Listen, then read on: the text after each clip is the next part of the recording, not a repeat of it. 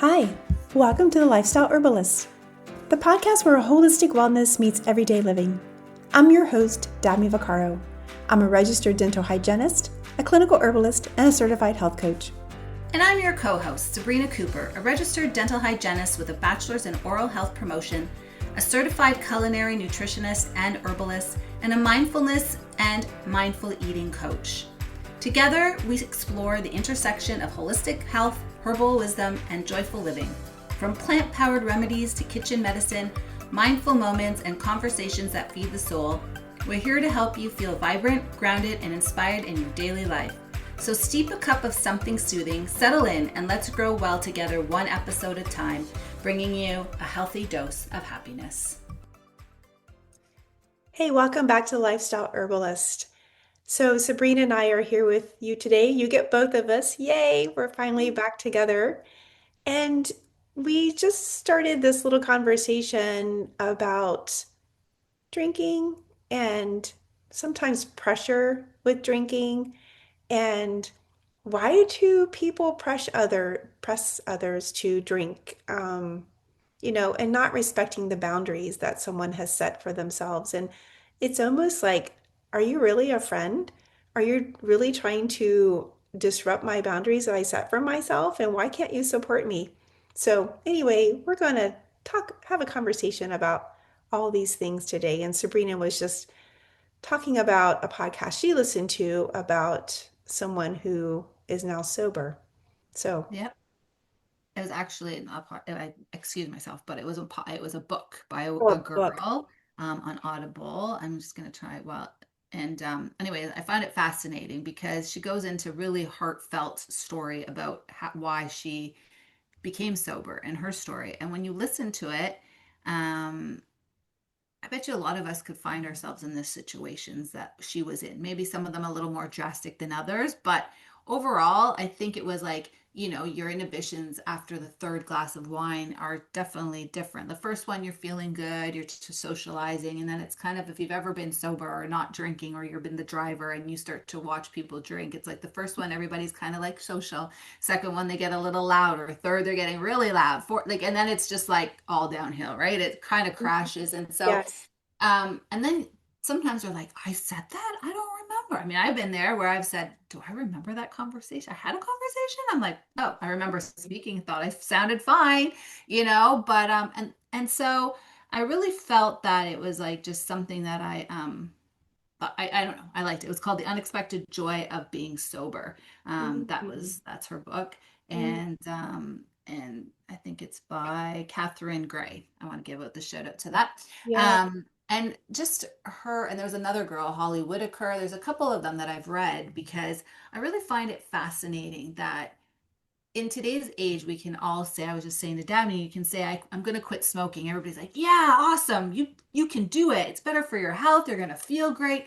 But as soon as you say, like, I think I'm going to stop drinking, people are like, what? Why?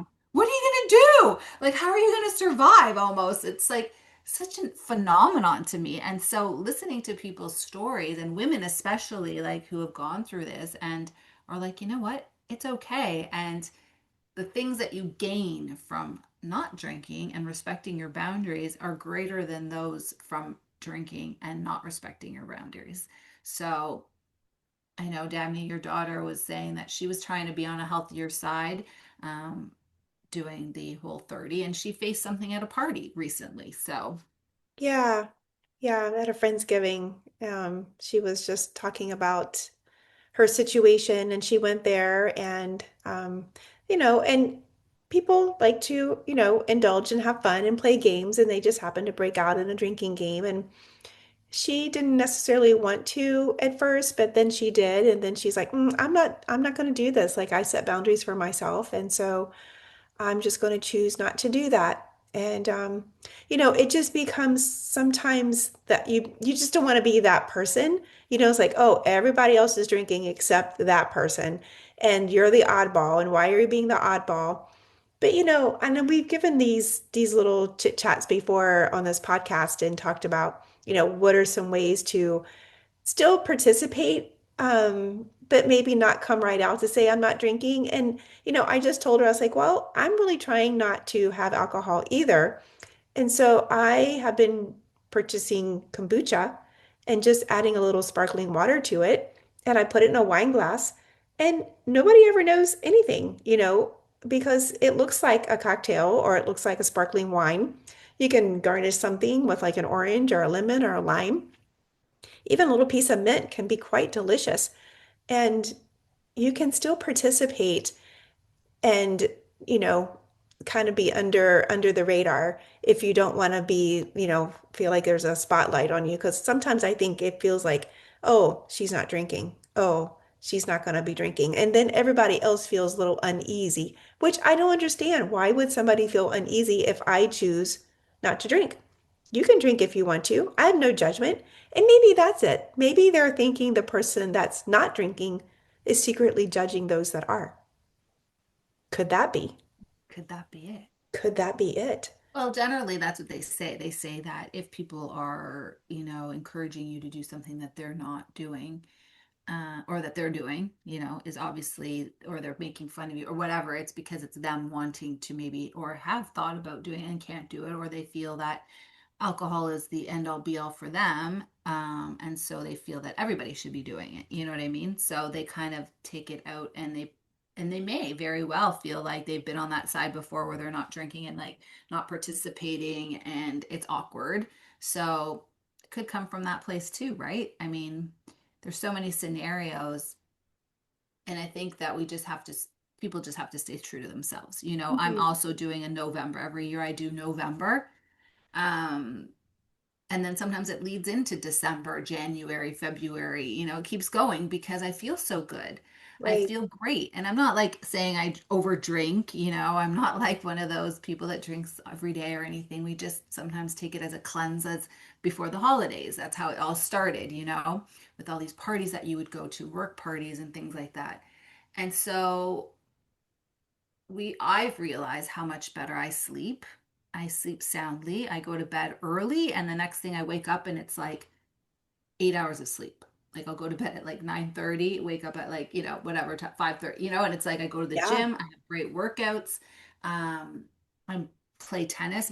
Today they were like, your game is so improved. It's like crazy. And I'm like, Wow. because I am getting rest and I'm not, putting this alcohol into my system, so I'm not feeling sluggish.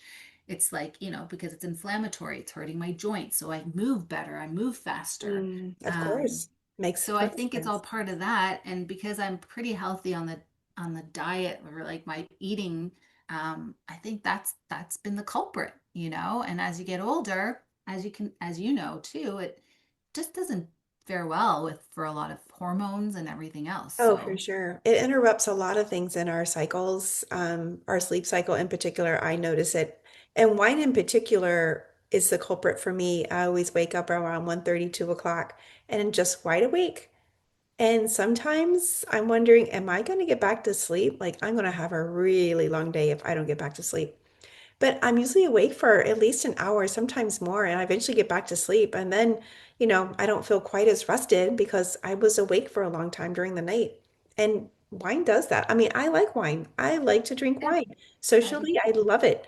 But it's not, at this point, it's not really worth the risk of not having a good night's sleep.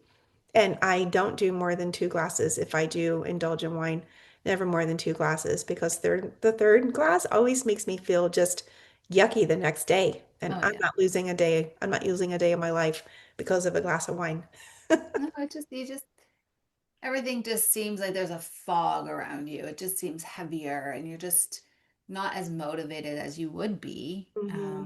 right? When you don't. Yeah. And so that's why we like, and in this book, it's like interesting because she also says, you go, okay, well, maybe I won't drink wine, but I'm going to drink cider, or, oh, maybe I'll Mm. try drinking, one shot of tequila because it's clean and it's like, less tannins and all that kind of, or whatever, right? So you try to Right. like substitute something else, but it's alcohol is alcohol. It's the same effect that you're going to have because it's in your Right. system. And Dabney and I were saying, like your first glass, you're really great. Second, third, like you're just fall. It's all downhill from there. You're just chasing a buzz that's just getting worse. You know what I mean? It might feel like you're having a great time, but sooner or later you're just going to be like laying No, flat thanks. because Yep. you're just not going to be performing well. And the next day, like then you're like, well, how can I combat the hangover? I know we've talked about this before. It's probably not the purpose of it, but it's like how like why do we have to try and reverse how we feel? We made ourselves feel bad. Now we're trying to make ourselves feel better for something that we did, right? Like it, but like, Mhm. why do we do that? Like, oh, let's eat the carbs, let's eat this. Then your diet's like different the next day, and it snowballs. It So does. It does. So, what are some ways to really have a different mindset? I was sitting here thinking about, just mindset. And I think it's just deciding and prioritizing before you ever step foot out of your own house to go to someone else's house. Or if it's in your house, then at least you have some control over other beverages that you can serve, yourself or for your guests. But even if you're going to go to a party, just being prepared, bring your own kombucha, bring your own mocktail, bring something that you can partake in that you can still be enjoying the festivities and enjoying the company, but not necessarily having the alcohol. But it's still, you can still enjoy something that's, fun and fruity or sweet or sour or whatever flavor you like. and now there's so many like great non-alcoholic beverages like they're mimicking like gin, beer, that kind of thing. So you can find some different options to partake in. I mean, if you just Yeah, like the taste of it and you just don't like the buzz of it, I know my husband sometimes is like, I don't see the point. It's like crazy. Like if you just drink, I'm like, yeah, but like if you don't want that feeling, he's like, well, that's the whole reason why some people drink. I said, yeah, but some people don't. Maybe they just like the taste of it, and if they have that taste, they'll still feel fine because they'll be like, oh, it felt like it. And maybe it's like it will do a trick in your mind, you know what I mean? That you'll feel relaxed. I don't know. I went to dinner a couple weeks ago. It was the first weekend that we were doing November, and my friend was drinking a really nice glass of red wine, and it looked so deep and rich in the smell. And I was like, oh, it smells so good. But I had like a mocktail. It was like a Moscow Mule mocktail. mm, It was not probably the healthiest option, but somebody had brought it to our house to try. So I was like, okay, I'll just bring it with me. Um, and it was fine because I drank it and I felt like I was partaking. I didn't really miss it in the end. Do you know what I mean? It looked yeah, great, but then the next day when I woke up and felt great, I was like, it was no big it's deal. all I worth played it. Yeah, cards, I was winning, I was like yeah, laughing, still had a good time. It wasn't like I was like quiet and reserved and it did something. And so I think we really just have to, as you said, shift that mindset that it's going to do something more for you. And remind yourself that it's really not like you're a person, and if you go out with your friends they're going to like you when you go out with them sometimes when you don't drink, right? So of course. it's Yeah. the difference. And I know even when I quit smoking, as I smoked many many years ago, um I my mindset was that I would think that everybody who smoked was off looking awful.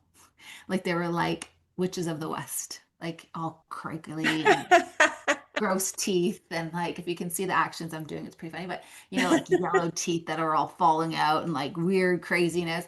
And so I think sometimes when I think of myself of the next day after drinking, my eyes are all puffy, my skin is not really great, it's all dry, I haven't Mm, slept well, now I'm getting black circles under my eyes. So I just think of myself that way, and I think like, what would I prefer? To look vibrant or to look dull and gray and Right. what Yeah. if that's doing it to my skin and my face, what's it doing it to my insides?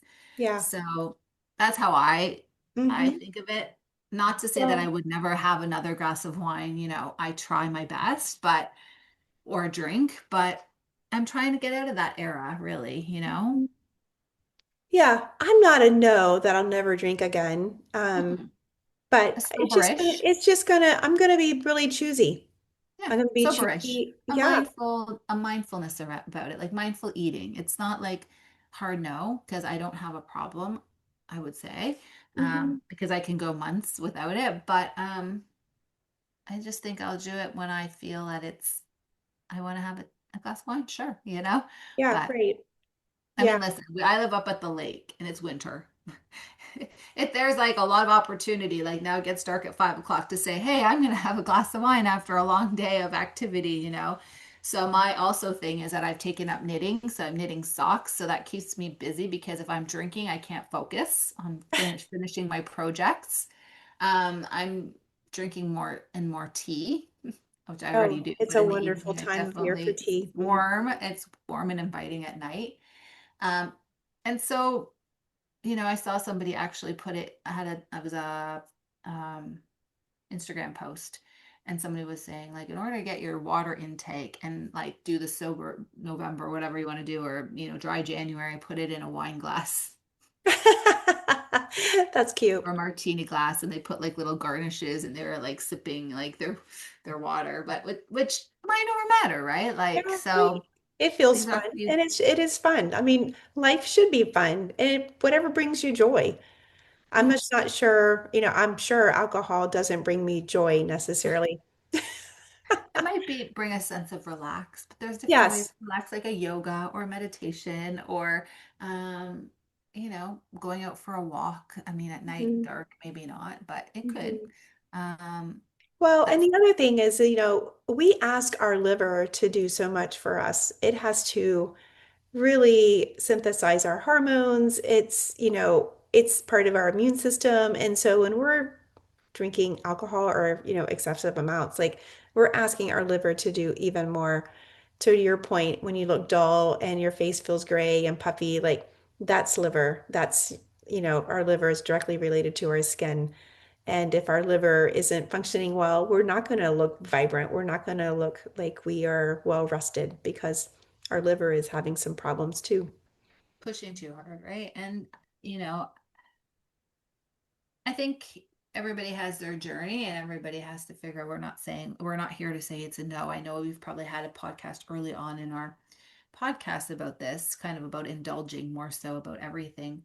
Um, but it's just being mindful about as you get older because what you're doing to your body, what you did to your body in the past is affecting you now. What you'll do now is going to affect you later. So, think of it that way as your longevity. And like I said before, it's so easy, or not easy, but it's people quit smoking and it's a hurrah, I saved all this money quitting smoking or stopping or, but it's a lot harder to quit drinking because there's a lot of social stigma around it. Like you're inside, you're doing things like smoking, you have to go outside, you got to bundle up. Sometimes it's a little bit more of a thought process, easy to get over for some, not all. I'm not downplaying it because Right. it's not always easy. Um, but you have to have it and you have to do it for yourself. And if it's something that you really want, like your daughter, like myself, like you, whoever, it's like you just have to be true to yourself. And Right. if people And want to set be the those boundaries. naysayers, Hmm. don't let just let them be the naysayers. And when they wake up the next morning feeling crappy and you're feeling great because you didn't partake as much or only had one glass of wine as opposed to three glasses of wine, then So that's be great. it. So be Yeah. it. That like just let it go. Like that's Hmm. fine. Like I remember back in the day, my cousin, this was when we used to do the hazing and it was like you had to drink. Kids would really drink for initiations and things like that. And I had a cousin who asked me like, I don't want to drink. I'm not a drinker. I don't really want to partake. I said, so get one drink in a bottle. And I said, when you go like somewhere, just go dump it out, even if it's at the bar. I said, just dump it and then go to the bathroom, stick it in the back of in your pants in the back. So because they used to check you for alcohol, you wouldn't be allowed, and fill it with water. And then come out, and you'd always seem like you have a full bottle of water, like a full bottle, but it would just be water, and nobody will know. Right. Right. Good advice. And that was because if you didn't have something in your hand, they were going to force you to drink, which is terrible. Mm. And that's why I think now the generations that have come and are now they're not into the all partaking. They're doing, maybe they're doing recreational drugs, I don't know, or maybe nothing at all, but a lot of bars are closing and things like that because people aren't doing the things that maybe my generation, the generation below me did, you know generations above us, because it was a thing of prestige to drink, to have champagne, to do the whole thing, right? I think. Right. I don't Well, know. I But think it's more of it was a lot of social. socialization. Yeah. But, the newer generations are just not quite as social. Like they're not interested in going. to the dance clubs They're or more going to go meet somebody, they're on their phones. apps and they're meeting people through their apps and through Sure. gaming and things like that. So they're just meeting people differently than where you and I used to meet people. Which is kind of it's kind of good, sad too. Like, you know what I mean? It's kind of very sad about like the whole anyway. Yeah, but we That's a didn't whole have, nother podcast. We'll right, talk we about that didn't we another didn't time. have the means. Socialization. Yeah, we didn't have the means to know everything in every moment. Like we didn't have the means of having a cell phone or a social account or anything like that as to what was going on.